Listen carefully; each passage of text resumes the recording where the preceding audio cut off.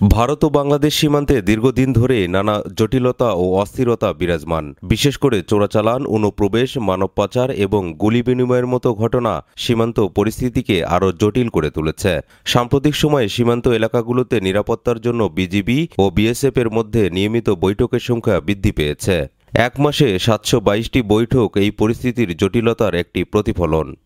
এই বৈঠকগুলোতে সীমান্তের নিরাপত্তা জোরদার করা এবং উভয় দেশের মধ্যে সহযোগিতা বৃদ্ধি করার উপর বিশেষ গুরুত্ব দেওয়া হয়েছে।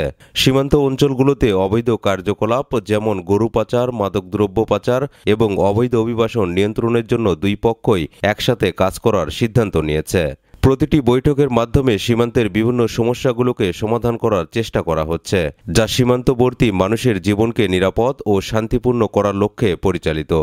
অনেক সময় সীমান্তে ঘটে যাওয়া গুলি বিনিময়ের ঘটনায় উভয় পক্ষই একে অপরকে দোষারোপ করে, কিন্তু এসব বৈঠকের মাধ্যমে এ ধরনের ঘটনার সমাধান খোঁজা হচ্ছে।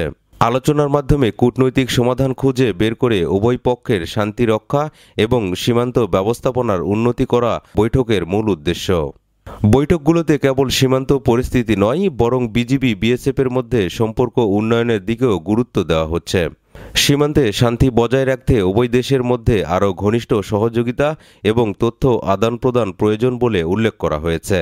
তবে বিএসএফ বেশি অস্বস্তিতে আছে সাবেক সরকারের আওয়ামী লীগের লোকজনের পালানো ঠেকাতে গিয়ে।